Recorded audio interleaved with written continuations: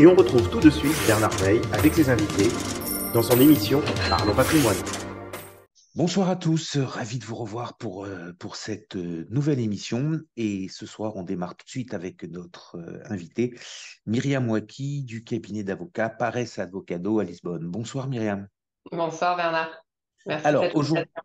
aujourd'hui, vous êtes venu nous parler de l'allojamento local, qui est un sujet qui revient sur le devant de la scène au Portugal, mais pas que, qui revient sur le devant de la scène de manière mondiale et avec des restrictions, avec une nouvelle façon de voir les choses ou une manière d'analyser les dégâts que cette location court terme ou short terme a pu faire dans le passé. Et on voit bien qu'il y a une tentative de reprise en main du politique pour essayer de redéfinir avec succès, avec moins de succès. Voilà.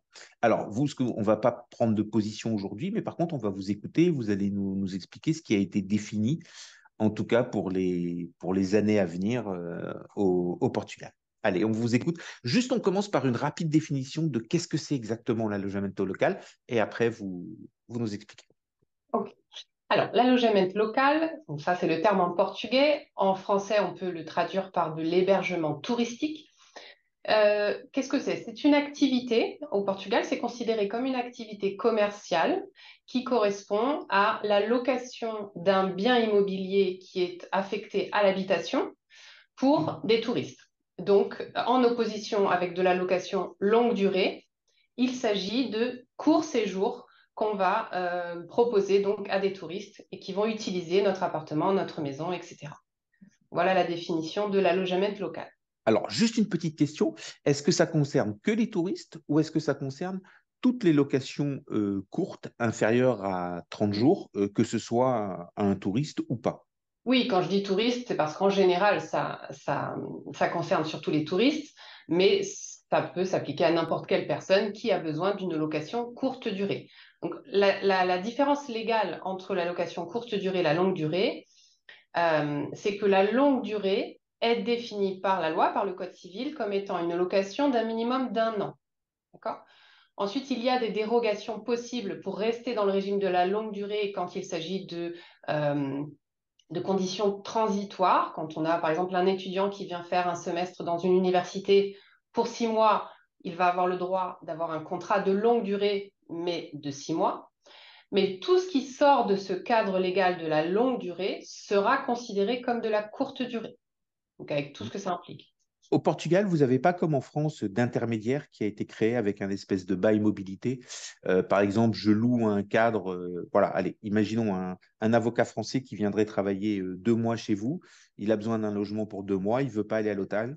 Je lui loue pour 2 mois. Est-ce que je suis en allojamento ou est-ce que je ne suis pas en allojamento? Alors là, on va rentrer justement dans les exceptions de la longue durée en pouvant justifier d'une location inférieure à un an pour des raisons transitoires de la personne. Très Donc bien. là, on rentre encore dans le contrat longue durée. OK.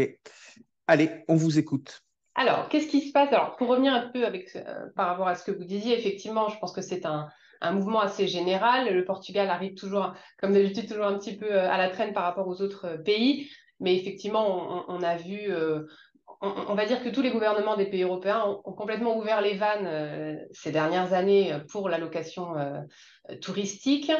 Et on se rend compte aujourd'hui que bon, finalement, ça a quand même des conséquences sur le logement, sur les propriétaires qui vivent dans des immeubles. Et donc, le Portugal ne déroge pas à la règle. On a eu de plus en plus de problèmes au niveau donc, crise du logement et des problèmes au niveau des copropriétés. Donc, le gouvernement vient mettre en place un régime qui vient refermer les vannes avec cette loi qu'on appelle Mais Habitação, hein, donc plus de logements en français, et qui vient réduire de manière assez drastique l'utilisation de l'allojamento local. Donc on a 4 mesures principales que je vais citer qui viennent changer un petit peu la donne par rapport à l'utilisation de l'allojamento local. Première mesure, on a une suspension des nouvelles licences allojamento local pour tout ce qui est appartement. Donc appartement, c'est ce qu'on appelle en portugais une fraction autonome qui se trouve dans un immeuble en copropriété. Donc là, toutes les nouvelles licences sont suspendues. On ne peut pas obtenir de nouvelles licences pour un appartement. Sur l'ensemble du pays? Non, non, non, j'allais y venir Ah, dans les grandes métropoles, donc Lisbonne, Porto, Faro, tout ce qui est intérieur du pays. En revanche, il est toujours possible d'obtenir une nouvelle licence, même pour un appartement. Donc, on a une liste qui a été publiée par le gouvernement avec tous les territoires qui sont considérés comme intérieurs du pays, que vous pourrez consulter si vous le souhaitez sur ma note informative qui est publiée sur notre site.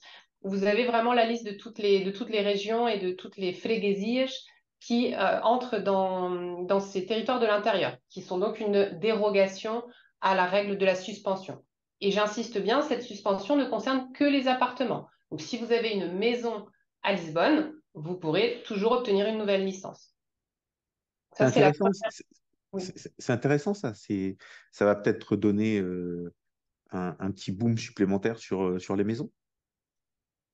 Oui, après, à Lisbonne, dans les grandes métropoles, il n'y a pas beaucoup de maisons individuelles. On est quand même plus sur de l'immeuble en copropriété. Et donc, cette mesure, elle va vraiment à l'encontre d'une décision de la Cour suprême de justice qui avait été prise l'année dernière, en mars 2022, qui venait justement un peu au secours des copropriétaires qui en avaient ras-le-bol de tous ces problèmes qui sont causés par les touristes, et pas que, mais en tout cas les personnes qui utilisent les appartements en courte durée. La Cour de justice avait proclamé l'interdiction de l'allogement local, justement, dans les immeubles en copropriété qui sont affectés à l'habitation, c'est-à-dire la quasi-totalité des immeubles. Donc, le législateur est venu se conformer, on va dire, à cette décision en ce qui concerne les appartements. Mais oui, pour les Alors, maisons, ouais, juste une remarque, parce qu'il y a quelque chose qui se fait beaucoup en France. Est-ce que ça pourrait être transposable au Portugal? D'acheter une maison et ensuite de fractionner la maison en une espèce de co-living et de louer après les pièces en alloggiamento en prétextant que c'est une maison et qu'il n'y a pas de copropriété. alors oui, tout à fait. À partir du moment où on indique dans le titre constitutif de la copropriété, lorsqu'il s'agit d'un bien ou tout neuf ou qu'on va diviser, à partir du moment où on indique dès le départ dans la constitution de la copropriété que les divisions sont autorisées pour de l'allogement local, il n'y a pas de problème. D'accord? D'accord. Une chambre peut être aussi une division, c'est une des modalités pour faire de l'allogement local. On a les appartements en entier, mais on a aussi une seule chambre à l'intérieur d'un appartement. Très bien. Alors ensuite, euh, deuxième mesure qui vient limiter l'utilisation de l'allogement local, c'est la limitation dans le temps de la validité des licences. Donc, les licences qui existaient déjà avant l'entrée en vigueur de la loi, je ne l'ai pas dit, cette loi est entrée en vigueur le 7 octobre dernier. Donc, toutes les licences qui existaient avant l'entrée en vigueur de cette loi seront valables jusqu'en 2030. Donc, jusqu'à présent, il n'y avait pas de durée de validité des licences. On a donc mis en place une durée jusqu'en 2030 avec la possibilité d'une demande de réappréciation en 2030. On verra évidemment d'ici 2030 où en sera le panorama du logement au Portugal pour voir si effectivement on aura des renouvellements tacites ou automatiques des licences. Aujourd'hui, on ne peut pas savoir. On attend de voir si les mesures prises par notre gouvernement auront un effet utile ou pas. Pour les nouvelles licences qui seront demandées à partir du 7 octobre, elles auront une durée de validité de 5 ans uniquement, et de la même façon, avec une demande de réappréciation possible au bout des 5 ans. Voilà, ça c'est la nouveauté. Ensuite, autre nouveauté concernant, donc encore une fois, sur l'idée de protéger les copropriétaires qui vivent dans un immeuble où il y a de l'allogement local. Là, on a donné encore plus de pouvoir aux syndicats de copropriété, à qui il est possible aujourd'hui de faire annuler une licence allogement local tout simplement par une délibération en AG de copropriété sans aucun motif. Jusqu'à présent, ils pouvaient le faire, mais il fallait justifier avec des preuves à l'appui la décision qui ensuite était envoyée au maire de la municipalité qui, lui, prenait la décision de faire annuler. Aujourd'hui, il suffit d'une simple délibération sans aucune justification pour demander l'annulation d'une licence. Et la décision est prise par le maire de la même façon, sans aucune explication. Et la délibération, elle se fait à quelle majorité? Alors, elle se fait à la majorité simple. Simple. Donc, voilà, c'est quand même un grand pouvoir pour le syndicat. De la même façon, pour obtenir une nouvelle licence pour un appartement en copropriété qui se trouve donc dans un territoire de l'intérieur, on devra au préalable avoir une délibération de l'Assemblée générale pour pouvoir demander cette licence. Donc, ça fait partie maintenant du process de demande de la nouvelle licence. OK? Alors, juste une petite Hmm. question. On a vu que les licences ont été limitées dans le temps. Oui. Est-ce que ces licences sont transmissibles? C'est-à-dire Alors, si... tu venais, justement, c'était mon cas. D'accord. Allez. Bernard, ça me permet de faire la transition. Donc, effectivement, aujourd'hui, il n'y a plus de transmissibilité possible de toutes les licences, quelle que soit la modalité de l'allogement local, que ce soit un appartement, une maison, une chambre, et quel que soit le territoire où se trouve l'allogement local. Plus de transmissibilité possible. Donc, quand on vend un bien, la licence s'éteint et le nouveau propriétaire doit faire une nouvelle demande. Très bien. Voilà.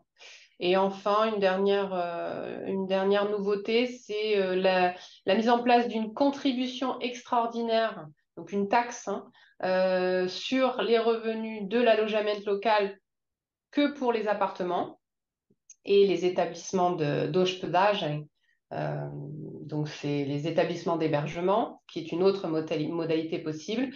On a donc une taxe de 15% qui sera appliquée. On n'a pas encore toutes les modalités pratiques de cette taxe, mais ce sera sur l'application de 2 coefficients qui correspondent à la localisation du bien et à sa superficie. Donc, on attend encore le décret d'application de cette taxe, mais là aussi, c'est évidemment un frein à l'utilisation de l'allogement local pour inciter les gens à faire plus de locations longue durée. Et pour rester dans le thème de la fiscalité, une des mesures qui a été mise en place et que je trouve assez intéressante, c'est la possibilité d'être exonéré d'impôts sur les revenus fonciers, donc sur les revenus locatifs de la longue durée, jusqu'en 2029, si on transfère son appartement qui était en allogement local en location longue durée. Si on fait ce transfert, et en prouvant qu'on faisait de l'allogement local depuis au moins 1 an dans ce bien, si on passe à un contrat de location longue durée, on sera exonéré d'impôts sur tous les loyers jusqu'en 2029, ce qui est quand même pas négligeable quand on sait que les loyers sont imposés à 28% au Portugal. D'accord. Et j'ai une question un peu d'ordre général à vous poser. Cette loi qui arrive, en tout cas, cette espèce de paquet spécifique, est-ce que vous pensez que c'est dogmatique, que c'est technique, ou alors qu'il y a une vraie volonté de changer la redéfinition du tourisme telle qu'elle avait été changée il y a quelques années avec ces courts week-ends encouragés, ces déplacements en Europe par avion, avec ces compagnies aériennes low cost. Enfin, on a vraiment vu, si on se rappelle ce qu'était le tourisme il y a 15 ans et ce qu'il est aujourd'hui, on a vraiment vu un changement. Donc là, 3 hypothèses. Est-ce que c'est technique? Est-ce que c'est dogmatique parce que la gauche devait faire quelque chose par rapport à son électorat? Ou est-ce que vous pensez qu'il y a une volonté au Portugal et ailleurs en Europe, parce que ces réécritures de la loi, on les a un peu partout, de redéfinir ce que doit être le tourisme de demain? Alors, je ne pense pas que ce paquet législatif tend plus à la question du tourisme qu'à la question du logement. Pourquoi je dis ça? Parce que les mesures qui ont été prises sont vraiment des mesures très chirurgicales, pardon, sur la question de la crise du logement, sur la question de les Portugais n'arrivent plus à se loger parce que les étrangers ont investi en masse dans de l'allogement local et on se retrouve aujourd'hui avec une pénurie de biens en location longue durée. Et je ne pense pas qu'aujourd'hui, l'allogement local soit associé tant que ça au tourisme. Ou en tout cas, les mesures qui sont prises ne visent pas à réduire le tourisme, mais plus à augmenter le logement tel qu'il existe. Et pourquoi est-ce que je dis ça par rapport au tourisme? C'est que d'un autre côté, je ne vois pas le gouvernement mettre en place des mesures qui vont aider à la construction de nouveaux hôtels, par exemple. Parce qu'on sait que, par exemple, à Lisbonne, on manque cruellement d'hôtels. Et c'est bien pour ça qu'il y a eu autant de biens en allogement local qui ont été mis sur le marché, parce que les touristes n'avaient pas assez d'offres au niveau d'un logement ou de solutions temporaires comme les hôtels. Donc voilà, c'est mon sentiment. Je n'ai pas l'impression que ce soit tant sur la question du tourisme. Aujourd'hui, une personne qui rachèterait un immeuble entier à Lisbonne, donc un immeuble qui par définition est en copropriété, qui viendrait annuler le règlement de copropriété. Donc son immeuble deviendrait une sorte de maison à plusieurs étages. Il pourrait alors le remettre sur le marché de l'allègement local? C'est ce que j'expliquais, effectivement. À partir du moment où un même propriétaire, une même personne est propriétaire de l'ensemble de l'immeuble, il peut redéfinir ce qu'on appelle le titre constitutif de la copropriété et indiquer que l'immeuble est autorisé à faire de l'allogement local. Donc ça, c'est tout à fait possible. Et je pense que c'est ce qui va se passer dans grand nombre de cas pour des investisseurs qui veulent continuer à faire de l'allogement local, qui vont racheter un immeuble entier et qui vont l'autoriser pour l'allogement local. Et je pense que c'est la meilleure des solutions pour ne pas éradiquer complètement l'allogement local parce qu'on en a besoin pour les touristes et pour les personnes qui ont besoin de logements temporaires. Mais d'un autre côté, ça réduira grandement les problèmes qui peuvent exister aujourd'hui quand on a un immeuble en copropriété avec des propriétaires qui vivent, c'est leur habitation principale, mais à côté, ils ont des touristes qui ne font pas attention au bruit, aux heures, aux poubelles, etc. Là, on aura des immeubles dédiés à l'allogement local. Donc, je pense que ce sera une bonne solution. Après, un immeuble dédié à l'allègement local, c'est un hôtel sans restaurant. C'est un hôtel sans restaurant, effectivement. Alors, on peut aussi fournir des services de restauration avec l'allogement local, mais la seule différence, c'est le régime applicable, effectivement. Et ça reste toujours beaucoup plus intéressant pour une personne de faire de l'allogement local au niveau fiscal. L'imposition est quand même bien plus avantageuse que de la longue durée. Alors justement, c'était ma dernière question, ça. Euh, il y a une loi qui était passée il y a quelque temps, déjà pour restructurer un peu et pour redéfinir la fiscalité. Est-ce qu'on sent un deuxième paquet qui pourrait arriver pour rapprocher, comme c'est le cas en France, alors on n'y est pas encore, mais on sent qu'il y a une volonté de rapprocher les différentes fiscalités sur l'immobilier. Là, aujourd'hui, en alloggiamento local, quand vous encaissez 100, qu'est-ce que vous devez comme impôt? Alors, en allogement local, on a un coefficient de 0,35 qui s'applique. Ça veut dire qu'on est imposé que sur 35% de son revenu. Et on va être imposé au taux d'imposition progressive qui nous est applicable sur l'ensemble de nos revenus. Donc ça rentre, c'est un revenu. Ça rentre dans l'assiette fiscale de nos revenus. Mais on est imposé que sur 35%. D'accord. Et on est imposé sur 35% des recettes ou sur 35% des recettes moins les frais? Des recettes moins les frais. Non, pardon, j'ai dit des bêtises. Des recettes, puisque comme on a déjà ce coefficient qui est très avantageux, on considère que les 65% restants, ce sont des frais déductibles, en fait. Et on n'a pas besoin de les justifier. D'accord. Donc, c'est un petit peu ce qui correspond au régime français du micro foncier ou micro BIC, suivant les choses. Et Mais pour dans répondre le... à votre question, en tout cas dans le budget de l'État qui a été publié très récemment, on n'a pas de mesures supplémentaires par rapport à ce que je viens de vous indiquer, donc cette taxe extraordinaire qui va être mise en place sur les revenus de l'allogement local. On n'a pour l'instant pas d'autres mesures pour venir rapprocher les fiscalités des deux régimes. D'accord. Allez, dernière question. On a déjà pris pas mal de retard. Au niveau donc de la location immobilière classique, donc on a un impôt de 28%. Mhm. Est-ce qu'il existe aussi un régime où on peut appliquer des frais forfaitaires et donc avoir une réduction de l'assiette, ou est-ce que c'est toujours le réel et on fait toujours les recettes moins les frais réels et ensuite on paye son impôt de 28? Alors, sur la location longue durée, on peut toujours déduire un certain nombre de frais, de dépenses qui sont directement liées à la location. Et on a, depuis 2 ans, un régime d'imposition dégressif en fonction de la durée du contrat. Donc, plus le contrat de location est long, et plus on verra son taux d'imposition réduire. Par exemple, en prenant l'autre extrême, donc 28%, c'est le taux de base. Si on a un contrat de bail de 10 ans, on sera à 14%. Très Et bien. donc, on a une grille comme ça qui s'échelonne entre les 28 et les 14% en fonction de la durée du contrat. D'accord. Eh bien, écoutez, merci beaucoup, Myriam, pour ces explications. C'était très clair, c'était très intéressant. Et on voit que le Portugal va un petit peu dans le sens de l'ensemble de l'Europe. Allez, c'est maintenant à moi de vous lancer sur un sujet et on va ensuite tous débattre.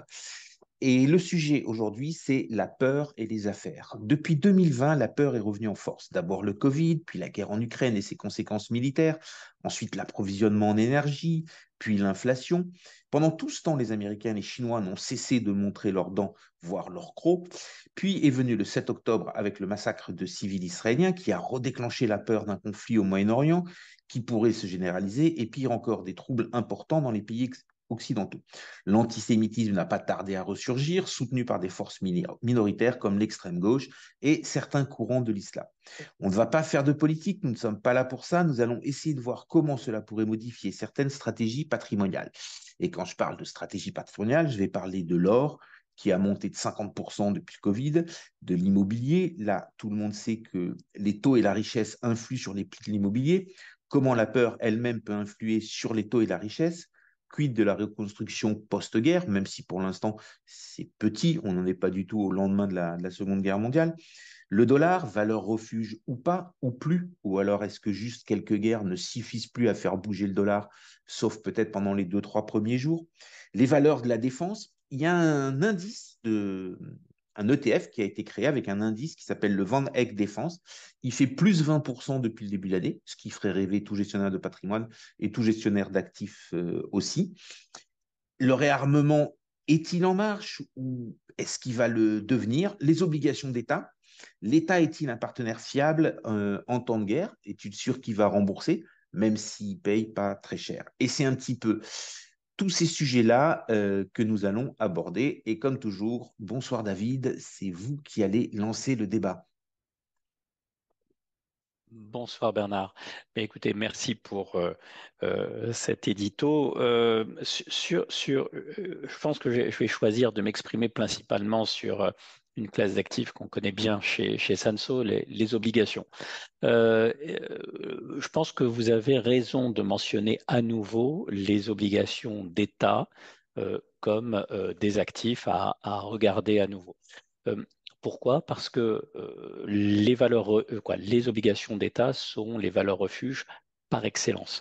Euh, Pourquoi? Parce que généralement, quand ça va mal, vous avez les taux d'intérêt qui baissent, tout le monde se jette sur les emprunts d'État qui sont vraiment vus comme les valeurs les plus sûres. Dans un contexte de tension, c'est évident que les emprunts d'État peuvent jouer ce rôle. Ils peuvent le jouer maintenant qu'ils sont revenus à des niveaux de taux d'intérêt suffisamment élevés. Lorsque vous aviez des taux d'intérêt qui étaient négatifs, parier sur une baisse des taux, c'est-à-dire que les taux deviennent encore plus négatifs, c'était quand même assez compliqué. Là maintenant, aux États-Unis, on est autour de 5% sur les bons du Trésor américain. On est autour de 3,5-4% en zone euro.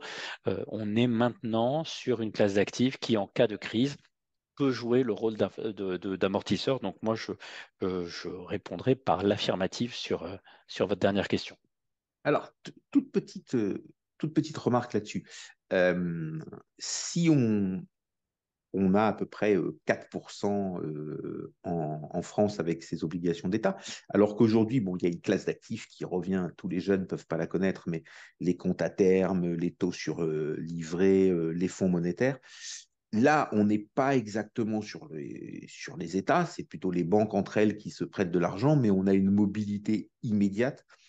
Et on est à peu près aussi, enfin on n'est pas à peu près, on est à ces 4%, voire même un petit pouillème de plus. Et ça, de mon point de vue, c'est directement une conséquence de la guerre, puisque ça a directement été une conséquence de l'inflation. Enfin, l'inflation a été une conséquence de la guerre et la hausse des taux a été une conséquence de l'inflation. Donc, on est directement dans la chaîne et ça change le paysage. Je ne sais pas ce que vous avez, vous, chez vous comme demande, mais nous, il n'y a pas un jour où on n'a pas un client qui nous dit est-ce qu'on mettait une partie en compte à terme. Il n'y a pas, voilà, c'est. Alors, on a du monétaire, on a des choses comme ça. Et là, c'est un paysage qui change. L'argent, il y a toujours un peu de stock d'argent, mais après, on parle plus de stock, on parle de déplacement. Et là, quand on déplace, c'est la peur qui va faire chercher de l'argent ailleurs. Aujourd'hui, il ne faut pas rêver, l'argent qui sort de l'immobilier, et les acteurs de l'immobilier le disent eux-mêmes, enfin ils publient eux-mêmes, puisque c'est la loi, les quantités d'argent qui sortent, une énorme partie de cet argent va en monétaire et en obligataire. Et on le voit aussi, puisque les acteurs de l'obligataire publient les stocks qu'ils ont. Et donc, on voit bien qu'il y a un passage de l'un à l'autre. Et ça, c'est une conséquence de la peur, même s'il a fallu passer par la hausse des taux. Alors, je vois Julien qui n'arrête pas d'acquiescer. Donc, Julien, il a l'air complètement d'accord avec nous. On va lui donner la parole. Alors, Julien, ne dites pas que vous êtes d'accord. Dites-nous plutôt les petites différences que vous pourriez avoir avec nous. Bonsoir messieurs, bonsoir à tous. C'est vrai que nous, la différence, alors là je vais me faire l'avocat du diable, c'est que nous à Luxembourg, on aime bien quand il y a la peur. Je ne sais pas si le monde il est plus petit, mais ensuite, si le monde est plus petit, mais il est devenu plus dangereux, pour paraphraser une phrase d'un western. Mais c'est vrai qu'à Luxembourg, traditionnellement, quand vous avez de la volatilité, quand vous avez un climat anxiogène, à tort ou à raison, les épargnants et les investisseurs vont se déplacer, vont nous solliciter et solliciter la place luxembourgeoise et plus précisément le contrat d'assurance vie. On en a déjà longuement parlé avec ce mécanisme de triangle de sécurité, de garantie des actifs, etc., etc. Donc, c'est vrai que traditionnellement, sur la place financière luxembourgeoise et plus précisément en assurance vie, on a connu nos plus belles années. C'était les années à élection présidentielle en France, quand vous aviez une incertitude électorale forte, en l'espèce sur la France, et bien évidemment sur le Covid. L'année 2020-2021 ont été des excellents millésimes pour les banques luxembourgeoises. C'est vrai que depuis, c'est vrai que cette thématique, elle continue, enfin, en tout cas, je ne sais pas si c'était un argument de vente, mais en tout cas, c'est un argument pour continuer à défendre la place luxembourgeoise. Et on a régulièrement des clients qui viennent nous voir aujourd'hui et qui veulent placer leurs actifs à Luxembourg parce que Luxembourg continue d'inspirer confiance par sa stabilité politique, économique et sociale. Après, ce qu'on retrouve effectivement de différenciant, ça je pense que ça n'a pas changé et ça s'est peut-être accentué sur les derniers mois, hein. Typiquement depuis la guerre en Ukraine. Nous, on est par exemple présents sur le marché finlandais. On avait des clients finlandais qui sont venus et qui ont déplacé des montants importants de capitaux vers le Luxembourg parce que compte tenu du voisinage avec leurs voisins, avec leur homologue russe, ne savaient pas comment ça allait évoluer, donc ils ont voulu mettre la totalité de leurs avoirs au Luxembourg. Ça, pour l'instant, c'est tant mieux pour nous, et je pense que c'est quelque chose, effectivement, qui s'est accentué sur la dernière période. Ce qui est un petit peu nouveau, par contre, c'est qu'effectivement, on reparle avec les clients d'allocation d'actifs et de typologie d'actifs dont on ne parlait plus jusqu'à il y a encore un an et demi. En clair, il y a un an et demi, compte tenu des taux d'intérêt qui étaient à zéro, etc., par définition, le client, par défaut, parfois, investissait en actions et investissait sur les marchés financiers et donc sur un horizon d'investissement moyen-long terme. Aujourd'hui, c'est vrai, vous avez raison, il ne se passe pas une semaine sans qu'on nous évoque du monétaire, sans qu'on nous évoque du compte à terme ou du DAT, ou voire même du fonds euro. Est-ce que vous avez un fonds euro? Est-ce que vous pensez éventuellement ouvrir un fonds d'euro? Fonds euro qui est composé, comme vous le savez, en majorité d'obligations d'État. Donc c'est vrai que c'est ce qui est aussi intéressant dans nos métiers, c'est que vous avez tout un scope qui a été complètement rebasculé depuis un an et demi et qu'on a aujourd'hui. On était auparavant dans le TINA, on en a longuement parlé, il n'y avait pas d'autre alternative.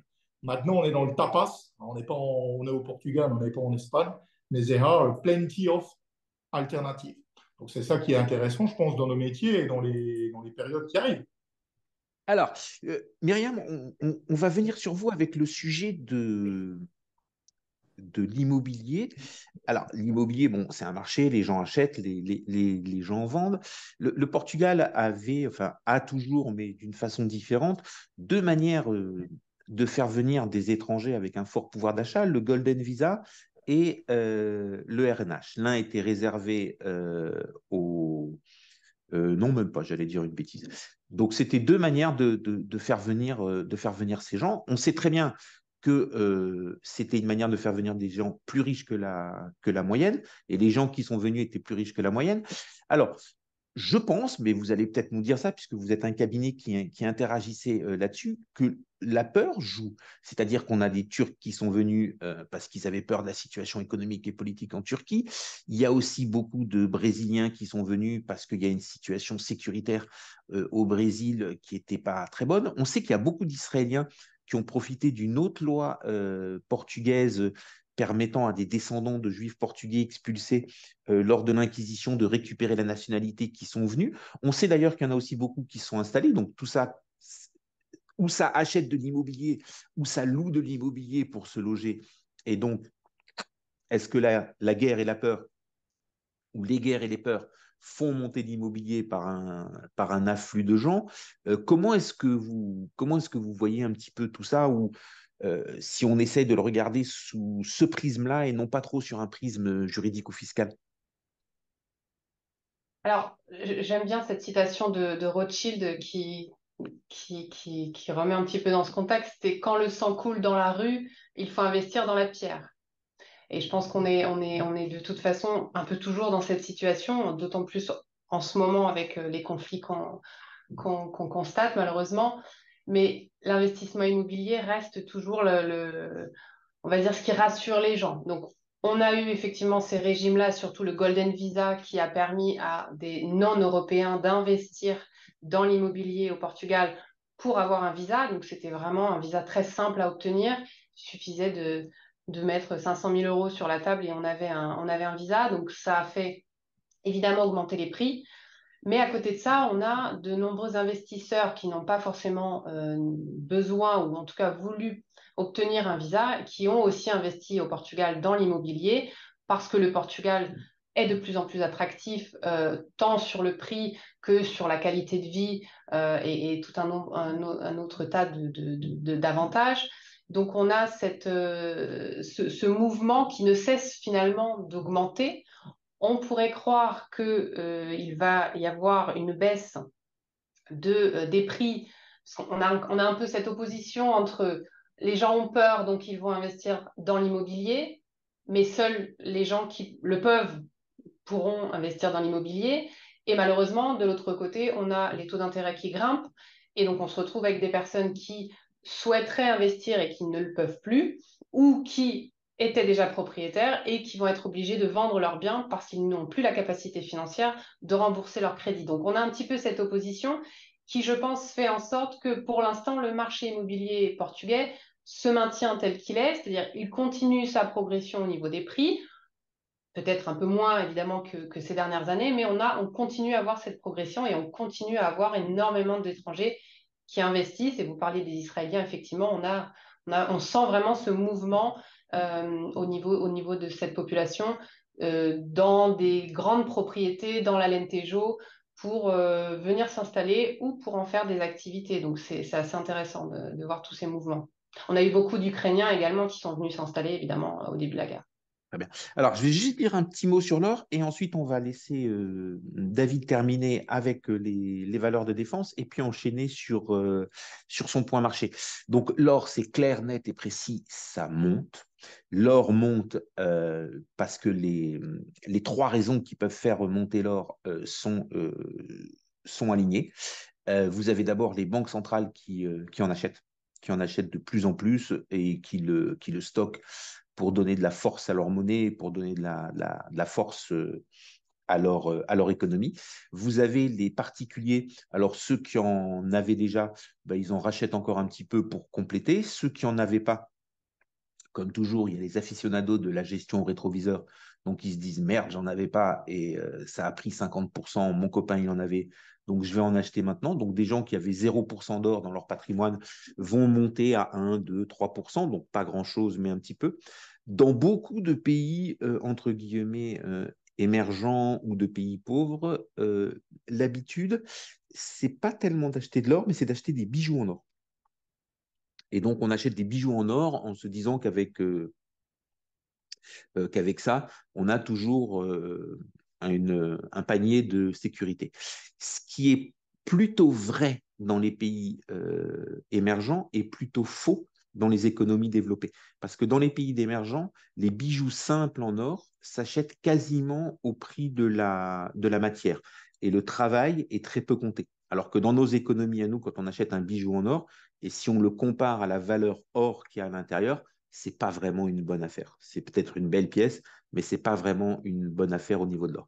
Donc l'or bénéficie sans aucun doute de ces quelques années de tension, alors qu'on aurait pu croire qu'il allait fortement baisser puisque les taux ont monté. Et en règle générale, quand les taux montent, l'or baisse, puisque l'or n'a pas de rendement, n'a pas de rapport, et on n'y a pas assisté du tout. Donc, voilà, on a fait une hausse alors qu'on aurait dû avoir une baisse. Donc, c'est vraiment très, très significatif. David, c'est maintenant à vous avec les valeurs défense. Les valeurs défense et le réarmement. Et j'ai juste une petite question à vous poser avant que vous commenciez. Voilà, comme vous êtes très, très pointu sur le sujet de l'ESG, est-ce qu'il y a une incompatibilité entre la défense, donc les armes qui tuent et les armes de la guerre, et l'ESG, ou alors non, il n'y en a pas, et le fait de produire une arme ne rentre pas de manière défavorable dans les critères ESG? Alors, sur l'armement, il faut différencier deux choses. L'armement non conventionnel et l'armement traditionnel. Donc, les armes non conventionnelles, c'est en fait des armes qui ont été déclarées un peu hors la loi au niveau international. Hein. Ce n'est pas des sujets de finance, c'est des sujets de politique internationale. Voilà, c'est l'ONU et les États qui se sont dit, après avoir vu les dégâts causés par certains types d'armements, donc on parle de tout ce qui touche aux armes à fragmentation, c'est-à-dire des armes finalement qui font énormément de dégâts collatéraux, et avec une précision pas forcément très très fiable. Donc, si je fais normalement beaucoup de victimes en dehors des cibles, voilà, pour être sûr de ne pas rater sa cible, en gros, on reste tout ce qu'il y a autour. Donc, ça, c'est de l'armement non conventionnel, c'est interdit par la loi. Et donc, là, en termes d'investissement socialement responsable, bien entendu, c'est strictement interdit. Et donc, on l'exclut de nos investissements. En revanche, une société qui fabrique des revolvers, des mitraillettes, des munitions classiques. Il n'y a rien qui s'oppose d'un point de vue ESG à avoir effectivement à être exclu. La difficulté vient d'arriver à trouver la granularité de la gamme de produits fabriqués par un fabricant d'armes pour essayer de faire la part des choses entre est-ce que cette personne produit des armes non conventionnelles? Oui et non. Est-ce que cette société a un montant du chiffre d'affaires qui est significatif, qui provient des armes non conventionnelles? Oui et non. C'est à ce genre de questions que l'on doit répondre avant de pouvoir investir dans une société du secteur de la défense. Donc, c'est pas le thème de se défendre n'est pas interdit et incompatible. Après, il y a manière et manière de se défendre et c'est là où on commence à avoir des subtilités qui se mettent en place. Alors, sur les valeurs de la défense en elle-même, d'abord, est-ce que c'est des valeurs qui sont très présentes chez vous, peu présentes, ou est-ce que... Peu présentes. Pour les raisons que je vous indiquais, c'est que si on veut être serein avec une société, avec un fabricant d'armes, il faut avoir une vue très très claire et très détaillée de son chiffre d'affaires par type de produit.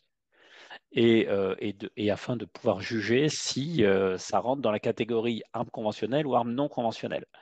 Et ça, c'est un travail qui est compliqué, qui est un peu fastidieux. Donc, on a un certain degré d'information. Donc, on peut investir dans certaines sociétés. Il y en a d'autres, en revanche, qui vont être strictement interdites. Et là, voilà, ça vient de conventions internationales. Et vous avez un fonds action qui cherche plutôt à trouver les grandes tendances de demain et à se positionner sur ces grandes tendances. J'ai oublié le nom de ce fonds. Sansot Megatrends. Voilà, Sansot Megatrends. Est-ce qu'à l'intérieur de ce fonds, vous avez intégré cette tendance? Alors, on peut intégrer la tendance armement sans les armes, hein. C'est-à-dire qu'il y a des sociétés qui font uniquement des logiciels, il y a des sociétés qui font des casques de combat qui sont très, très importants. Il y a les sociétés d'optique qui font des viseurs. Tout à fait. Donc, l'armement, c'est quelque chose de très grand et de très vaste. Et donc, vous m'avez déjà répondu, vous ne l'avez pas fait. marché. Vous nous avez aussi expliqué pourquoi, parce que ça demande beaucoup de travail et beaucoup de choses. Mais est-ce que c'est quelque chose quand même que vous regardez, que vous pourriez intégrer parce que 20%, c'est beaucoup quand même depuis le début de l'année, surtout par rapport aux indices classiques. Oui, maintenant, il faut voir ça dans la durée. Voilà, si on regarde le rendement de ces valeurs-là prises, donc j'ai envie de dire historiquement, est-ce qu'on est vraiment très, très différent de la performance globale du marché? C'est pas évident. D'accord. Et Voilà. Voilà. Donc, ce qui veut dire que pour nous, c'est une, j'ai envie de dire, c'est une thématique qui pour nous est plus conjoncturelle que structurelle à ce stade. En tous les cas, c'est comme ça qu'on veut la voir. d'accord. Et l'idée de Megatrends est de jouer des choses qui sont vraiment structurelles. Parfait. Eh ben, on écoute Voilà. votre point marché. Très bien. Merci beaucoup, Bernard. Et encore une fois, bonjour à toutes et à tous. C'est toujours un plaisir de vous retrouver pour cette nouvelle émission de Parlons Patrimoine. On est mi-novembre. La dernière fois qu'on s'est parlé, c'était mi-octobre et on était dans un sentiment de marché qui était bien noir. En effet, le mois d'octobre aura été un mois un peu meurtrier avec un goût qui nous rappelait les saveurs de l'année 2022, puisque on a les marchés actions qui ont chuté de concert avec les marchés obligataires, donc un peu vraiment la configuration redoutée par tous les gérants d'actifs.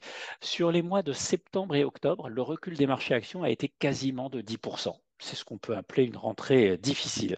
Depuis fin octobre, il y a eu un véritable changement sur les marchés. On a des marchés qui rebondissent. On peut même dire qu'ils rebondissent fort, puisque on n'est plus très très loin des plus hauts de l'année. Ce rebond, il est tout sauf irrationnel. En effet, ce que les marchés intègrent, c'est que le mouvement de hausse des taux directeurs, initié par les banques centrales occidentales afin de lutter contre l'inflation, touche à sa fin. En Europe, Christine Lagarde a été très claire. La BCE fait une pause dans son resserrement monétaire. Elle n'hésite même pas à dire que cette pause pourrait être de longue durée. De là à conclure que le prochain mouvement sera une baisse, il n'y a qu'un pas. Aux États-Unis, même si Jérôme Powell souffle un peu le chaud et le froid afin d'éviter que les marchés financiers ne s'emballent, le sentiment est le même. Il reste encore un doute sur une hausse de taux supplémentaire, mais pas sur deux. Là aussi, le plus dur semble derrière nous. Alors, si les banquiers s'autorisent cette attitude attentiste, c'est d'abord parce que le repli de l'inflation est bien enclenché, à la fois en Europe et aux États-Unis. Aux États-Unis, l'inflation cœur s'établit à 4,1% en septembre dernier. C'est une baisse constante depuis les 6,6% atteints en septembre 2022. En Europe, l'inflation cœur s'établit à 4,2% au mois d'octobre, là aussi en baisse constante depuis mars 2023, où on avait culminé à 5,7%. Alors les plus attentifs d'entre vous auront remarqué que les niveaux d'inflation dont je vous parle actuellement, autour de 4%, sont encore bien supérieurs à la cible affichée par les banquiers centraux, pardon, qui définissent, comme vous le savez, la stabilité monétaire par une hausse des prix de 2%. Alors, pourquoi se mettre en pause à 4% lorsque l'objectif est de 2%?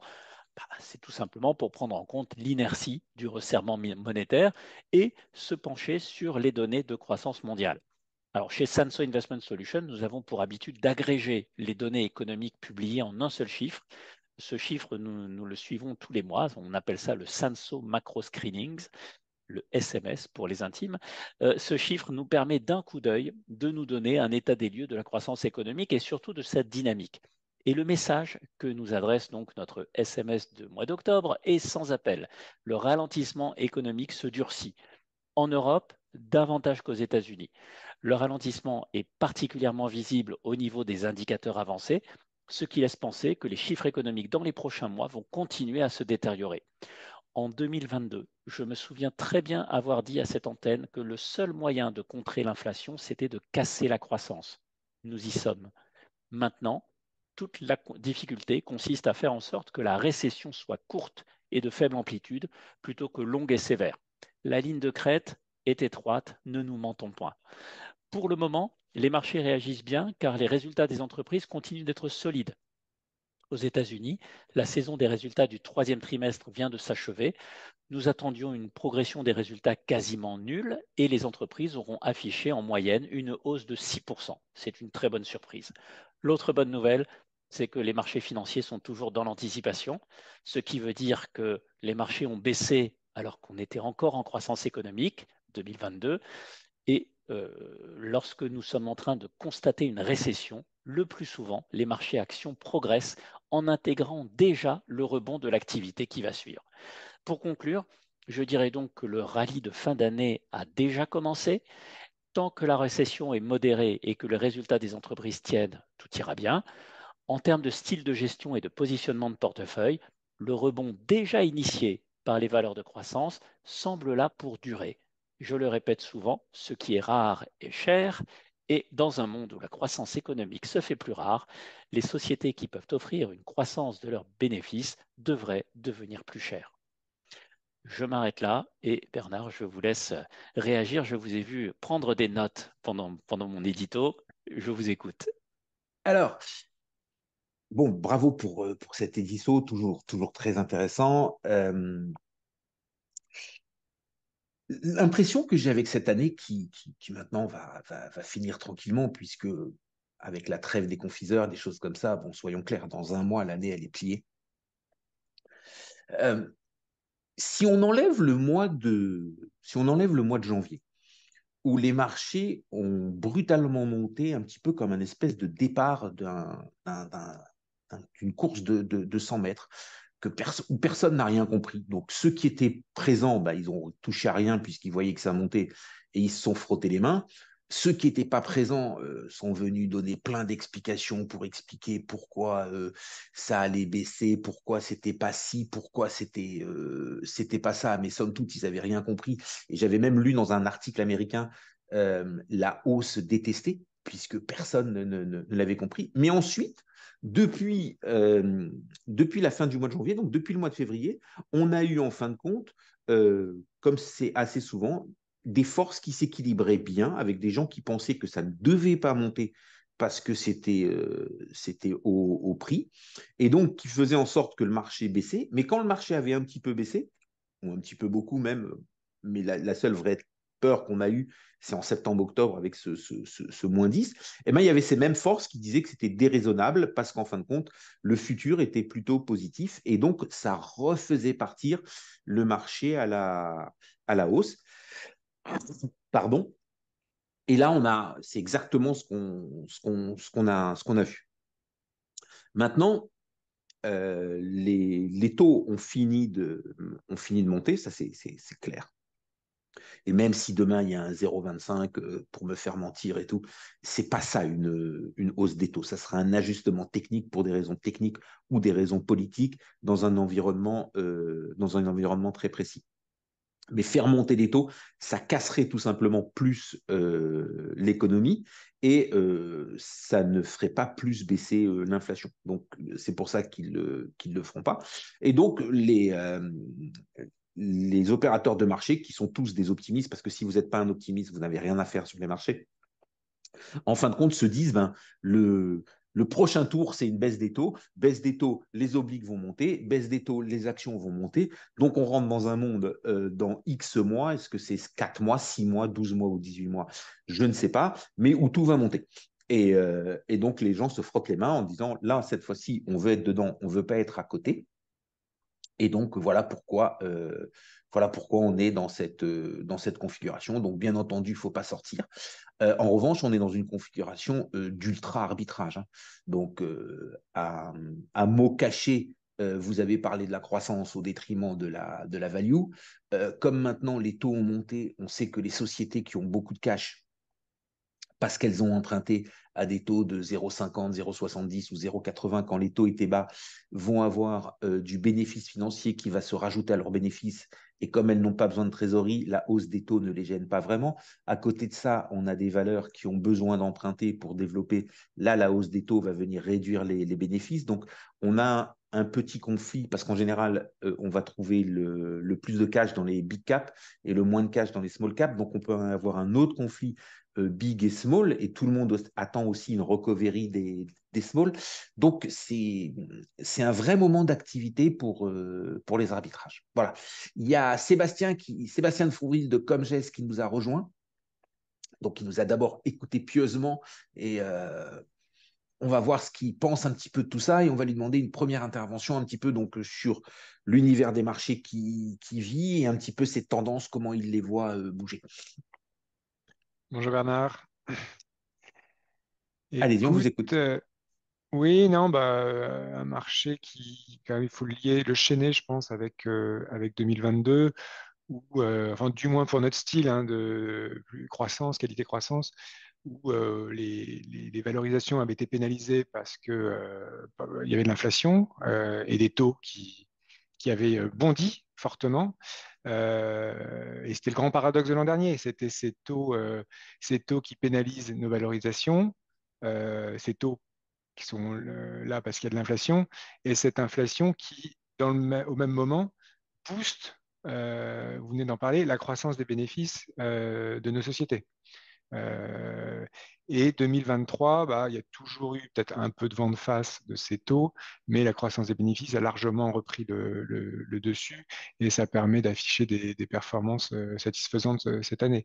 Mais c'est sûr qu'on est voilà, l'inflation core qui est la seule un peu qu'on regarde parce que avec notre approche qualité, on a la chance de pouvoir, enfin ça marche très bien dans le monde développé. Il faut un peu plus regarder l'environnement dans le monde émergent pour être complètement honnête, mais de pouvoir investir.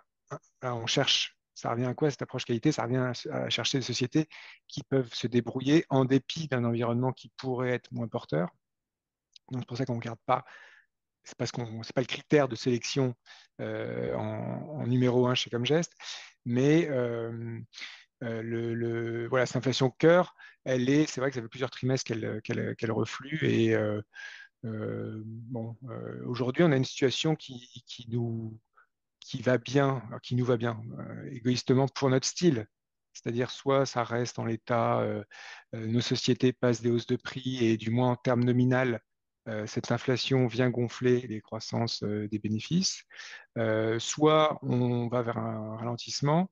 Et la grande différence par rapport aux années précédentes, c'est qu'on est à des taux entre 4,5 et 5%. Donc on a de la marge, si les taux baissent, parfois, ça peut, alors c'est un petit peu technique, peut-être pour nos auditeurs, quoique, en fait, ce qu'on va gagner en actualisant des bénéfices futurs avec des taux moins élevés peut plus que compenser le fait qu'on aura un petit peu moins de bénéfices, puisque nos sociétés, évidemment, ne sont pas immunisées contre le cycle, mais on l'espère, si on a fait du bon boulot, elles sont un peu moins sensibles au cycle économique. Très Voilà en bien. quelques mots, Bernard. Allez, et Julien, sur les marchés? Alors, Pardon, petit problème excusez-moi. de son, voilà. Alors, sur les marchés, un peu, déjà une petite question sur les flux que vous voyez sur les contrats d'assurance vie, ce qui est très intéressant. Globalement, les nouvelles souscriptions, il y a autant d'actions qu'avant, il y a un peu moins d'actions. Bon, ce qui est sûr, c'est que les obligations ont dû remonter. Et là-dessus, est-ce que vous sentez un retour? Alors moi déjà, ce que je retiens, c'est que David avait raison. Moi, je suis un petit investisseur, un petit porteur, donc j'aurais dû parfois peut-être sur mon modeste portefeuille l'écouter. Je ferme la parenthèse. Non, je pense qu'on est tous d'accord pour dire que la hausse des taux, maintenant, elle est derrière nous. L'essentiel est fait. Nos clients en sont aussi conscients et ils continuent à être demandeurs sur les marchés financiers. C'est vrai qu'on en a parlé en introduction pour rebondir sur votre édito. Vous avez encore effectivement certains clients qui se posent des questions sur du fonds euro, du monétaire ou du compte à terme, du fait du contexte. Mais en tout cas, les clients ne veulent pas, en tout cas, louper le train d'un éventuel retour en grâce, en tout cas, une hausse et d'une croissance des marchés financiers dans le futur. Et comme vous l'avez dit, lorsqu'on investit sur les marchés financiers, on est par définition un optimiste. Donc, je ne crois, oui, on a des clients qui se posent d'autres interrogations, effectivement, qui nous demandent parfois de les mettre en relation avec un gérant obligataire, etc., etc. Néanmoins, nos clients restent quand même demandeurs d'action. Ils restent demandeurs de marché-action parce que pour eux, je pense que c'est quelque chose qui est relativement visible et facilement compréhensible. On a déjà eu l'occasion à de nombreuses reprises d'en parler. Le marché obligataire, pour comprendre le marché obligataire, il faut une certaine technicité que n'ont pas forcément tous nos partenaires et que n'ont pas, a fortiori, tous nos clients finaux. Donc, on constate quand même toujours un flux vers les unités de compte, ça c'est évident, mais majoritairement vers les actions. Mais moi, je l'explique plus par quelque chose, comme je vous disais, qui est très facilement compréhensible par le client béotien. Les marchés obligataires, supposons peut-être un petit peu plus de technicité, mais en tout cas, rares sont les clients qui vont nous demander aujourd'hui du total sécuritaire. Tout le monde, je pense, a intégré que désormais pour sortir de la valeur, il faut s'intéresser au marché financier, c'est clair. Très bien. Donc là, maintenant, on approche de la fin de l'année. Ce qu'on va essayer un petit peu de déterminer, la prochaine émission, elle sera mi-décembre.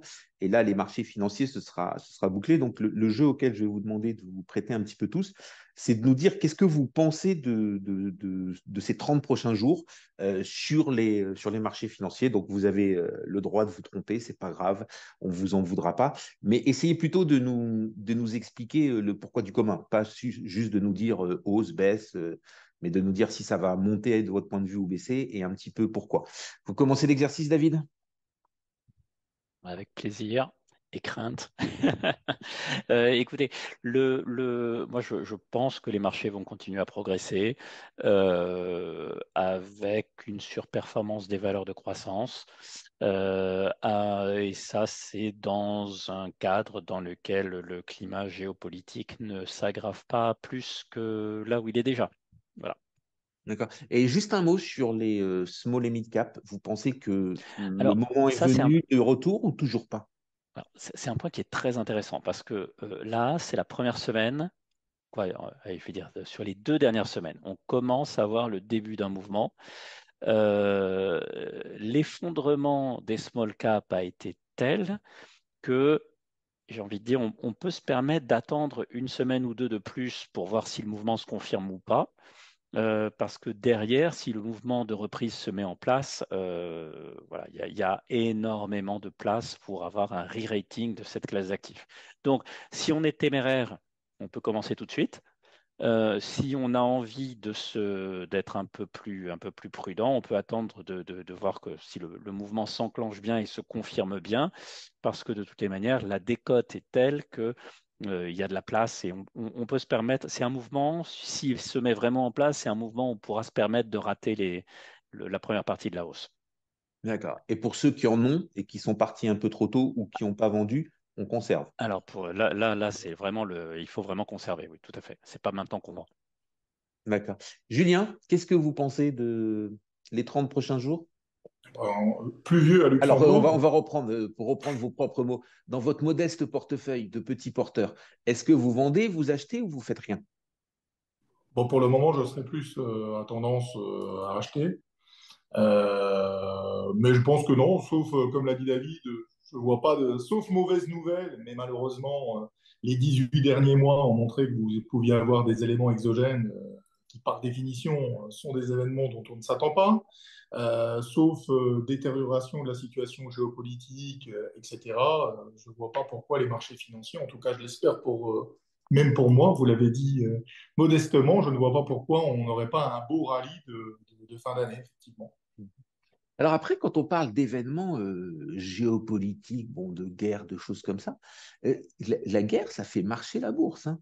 C'est-à-dire la guerre en Ukraine, au début, ça s'est effondré, puis ensuite, c'est remonté. Si vous regardez l'attaque en Israël au début, tout le monde a eu peur et donc on a eu un mois d'octobre assez pénible, mais là, les marchés ont bien repris le dessus. Et en fin de compte, on est souvent dans un jeu où on veut se faire peur et on se dit, voilà, on a une bataille, cette bataille peut dégénérer dans une guerre mondiale. Voilà, c'est le pire qui pourrait nous arriver. Et puis, on se rend compte que la bataille va peut-être dégénérer dans une deuxième ou une troisième bataille, mais pas dans un conflit mondial. Et hop, les marchés reprennent de l'avant. Et la guerre, c'est synonyme de destruction. Et dans un monde moderne, la destruction, c'est synonyme de reconstruction. Et reconstruction, c'est synonyme d'affaires, de production, voilà, il va faire travailler. Là, je ne sais pas, mais avec les nouvelles qu'on entend sur ce qui se passe au Moyen-Orient, je vous garantis que les usines qui fabriquent des obus ou les obus qui sont tirés, elles sont passées pas au 3,8, mais au 5,8. Hein. Et je ne sais pas où elles les trouvent, mais ça doit produire de tous les côtés. Et en même temps, l'Ukraine continue à être livrée en armes. Donc, il y avait peut-être un peu stock, mais ça produit. Ça produit et tout le monde va avoir peur. Et donc, non, non. Donc, moi, ce qui me fait peur aujourd'hui, ce n'est pas un problème géopolitique qui viendrait à faire quelque chose, mais tout simplement, voilà, des bruits ou des choses comme ça qui pouvaient faire changer. Et dans les couloirs des traders, il suffit d'un pétard pour que tout le monde vend. Et si on a un mouvement comme ça vendeur, comme maintenant on est à la fin de l'année, on n'arrivera plus à le rattraper avec la raison. Mais autrement, je partage un petit peu vos avis. Je pense qu'on va plutôt aller vers une fin de l'année légèrement haussière, c'est-à-dire que mon point de vue, c'est qu'on terminera avec des indices légèrement supérieurs à ceux d'aujourd'hui. Voilà. Alors, c'est maintenant temps de terminer ça. On va passer dans la dernière partie de l'émission, donc qui est réservée à une société de gestion. Aujourd'hui, c'est Comgest qui est l'invité avec Sébastien de Frouville. Donc, Sébastien, je vais vous laisser conclure sur le point de marché de David en donnant votre position, même pas peut-être la position de la maison, mais juste votre position à vous, faites comme Julien, d'investisseur que vous êtes sur les 30 prochains jours. Et ensuite, vous enchaînez directement sur la présentation de Comgest et le fonds que vous avez sélectionné pour venir nous en parler.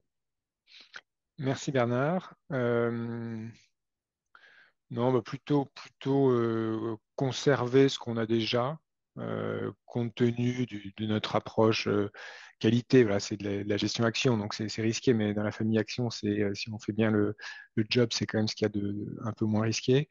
Et peut-être une région à renforcer, c'est peut-être l'Asie hors Japon, pour pas dire la Chine, où là c'est vrai que les valeurs, bon, ça c'est un dossier, un sujet compliqué, mais voilà, il y a si on regarde la valorisation de sociétés qui sont pas trop dans l'œil de Pékin, il y a peut-être quelques investissements à faire de ce côté-là du monde.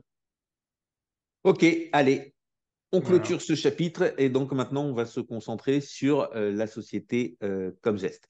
Merci David, merci Julien d'avoir été avec nous et je continue pour cette dernière partie avec Sébastien. Sébastien, c'est à vous. Merci Bernard.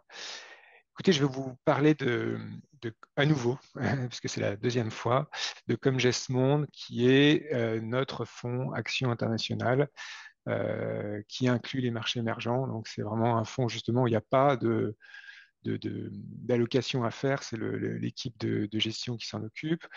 C'est un des plus vieux fonds chez Comgest, un fonds qui a été lancé en 91, donc il y aura dans 40 ans, dans 2 ans.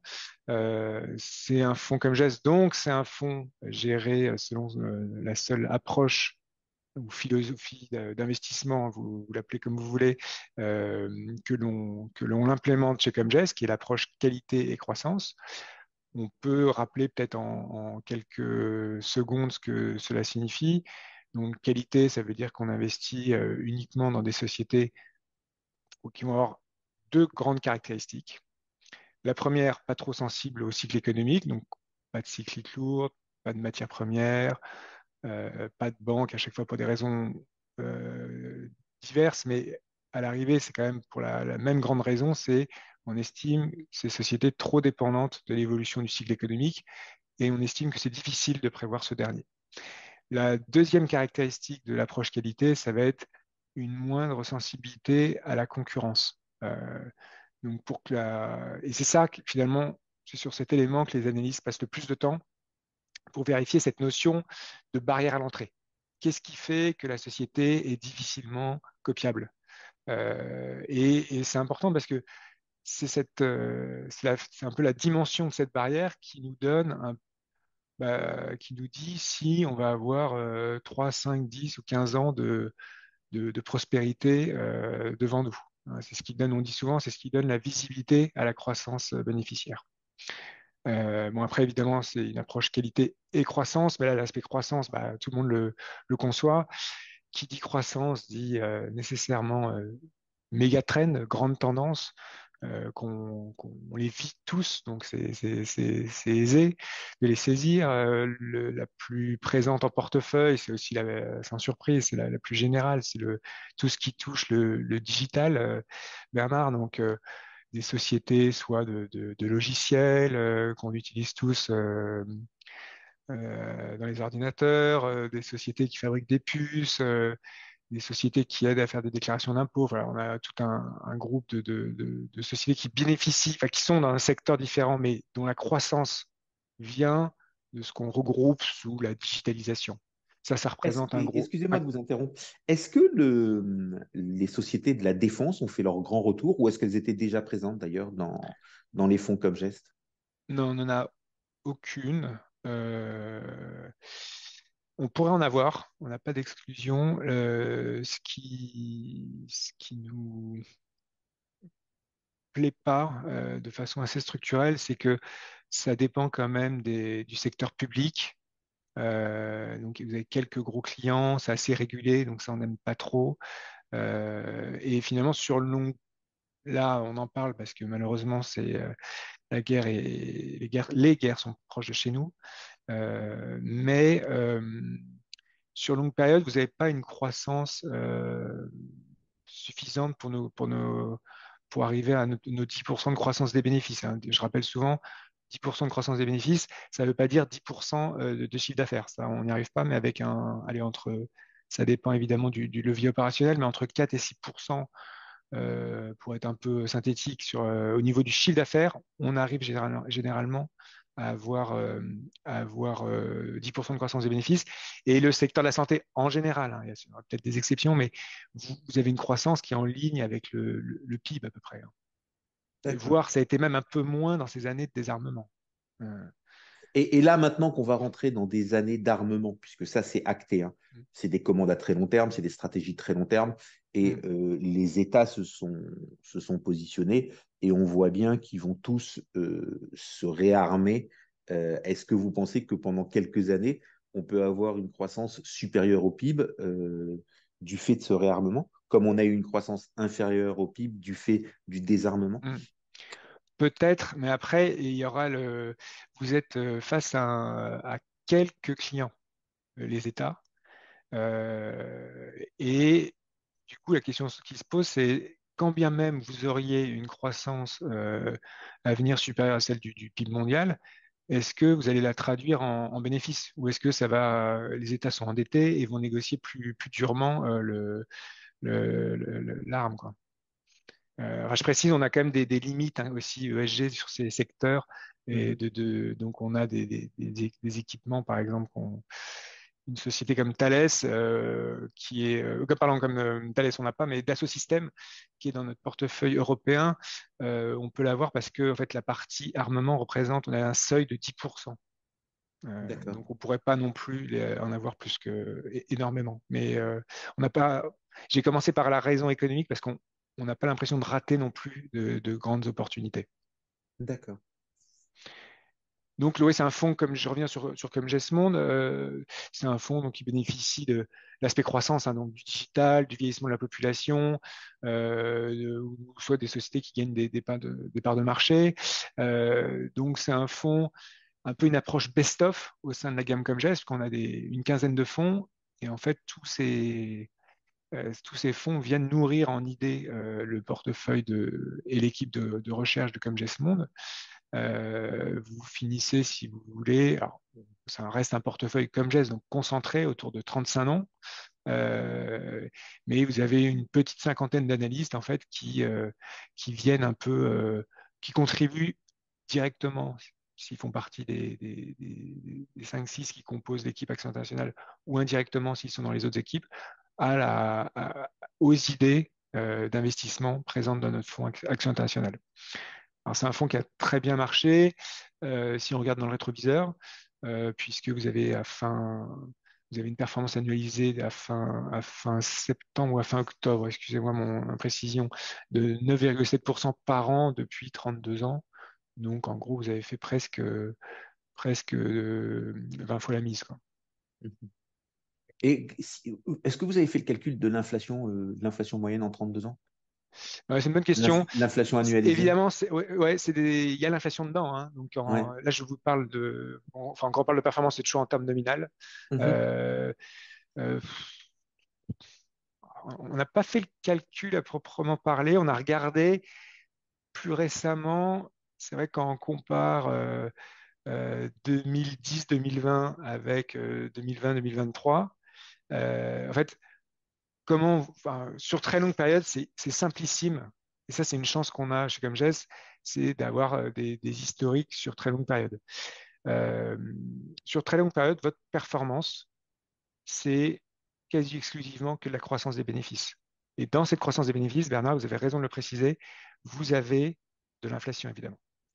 Et ce qu'on voit aujourd'hui avec des croissances de bénéfices à 15%, c'est un peu ce qu'on avait avant la décennie, donc 2010-2020, à 11%. Il y a 11-12%, c'est-à-dire qu'il y a 3% minima d'inflation en plus aujourd'hui que sur la décennie 2010-2020.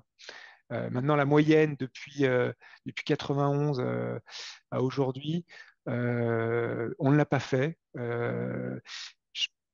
Il y a des bases de données, en fait. Ouais, moi j'aurais dit entre 3 et 4 pour être un peu schématique. Ouais.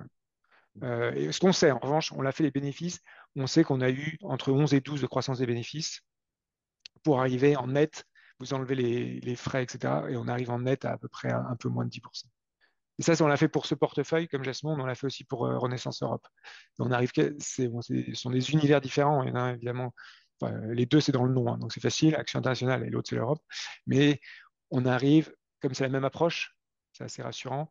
Il y a des caractéristiques communes dans les sociétés qui composent ces portefeuilles et on arrive sur longue période au même résultat. Dans Comgest Monde, les actions européennes qu'il y a à l'intérieur, ce sont les mêmes que Comgest Europe ou pas spécialement?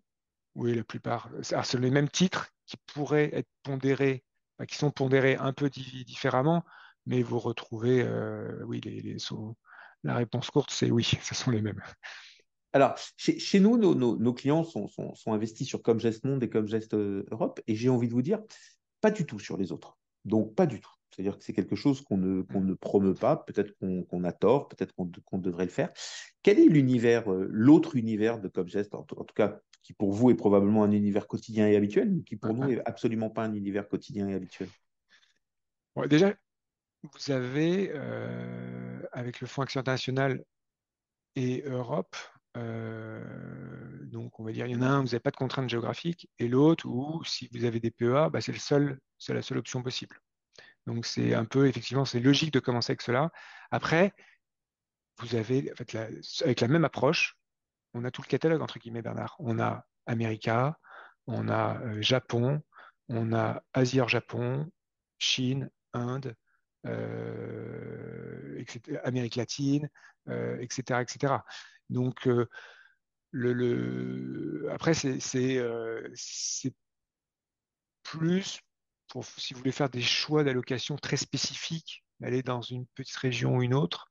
Mais voilà, on a toute la gamme, mais comme Gesmond, Renaissance Europe et notre fonds Japon, vous devez avoir 90% des actifs de la maison. Hein, donc, vous n'êtes pas le seul à faire ce choix.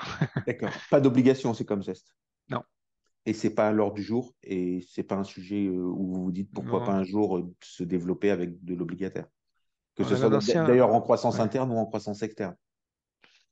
Ouais, alors, on avait un de nos anciens présidents on lui posait la question, il répondait souvent, alors c'était à l'époque où les taux étaient à zéro, il répondait souvent, je ne suis pas sadomaso et mes clients, je ne pense pas qu'ils le soient. Alors c'est vrai que maintenant, on ne peut plus dire ça, mais bon, ça ne me semble pas être à l'ordre du jour. Puis après, enfin, c'est la croissance externe sur le papier, bon, voilà, où il peut y avoir des synergies, mais c'est compliqué quand même. Enfin, nous, vous savez, on fait la même chose depuis 38 ans. Euh, ça fait que 11 ans, entre guillemets, que je suis chez Comgest, mais ce qui est assez peu par rapport à l'ancienneté moyenne. Mais voilà, on essaie de faire, on fait peu de choses, on essaie de bien les faire, on lance pas des fonds tous les 4 matins. Non, c'est pas une diversification qui est à l'ordre du jour. D'accord. Alors, j'ai une autre question, cette fois-ci un petit peu plus sur l'ambiance, sur la façon de faire. Je suis allé regarder les chiffres avant, en préparant l'émission. Et la dernière fois qu'il y avait eu une forte baisse, c'était en 2008. Il y a eu une autre baisse entre 2008 et 2022. Je ne me rappelle plus. 2016. 2016, voilà, mais qui était plutôt une petite baisse, moins 6. Exactement. Ouais. Voilà, pour les actions, on va dire c'est tout à fait acceptable, surtout quand elle est encadrée par deux hausses.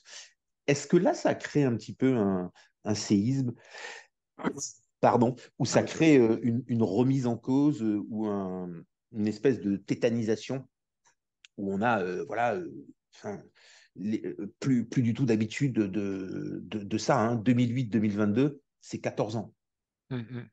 Donc 14 ans, on passe un Noël tranquille et puis tout d'un coup, voilà, on va passer Noël, mais on a quand même en tête qu'on a fait moins 20, qu'est-ce qui va se passer comment ça influe sur les hommes, sur le lendemain, sur la perspective de soi, sur peut-être éventuellement une remise en cause sur le modèle je pense que vous avez dû faire des réunions, en parler en interne, dire est-ce que c'est le marché, est-ce que c'est vous et le marché, est-ce que c'est que vous si on va sur un plan plus psychologique et humain que sur un plan financier. Ouais, alors il y a plusieurs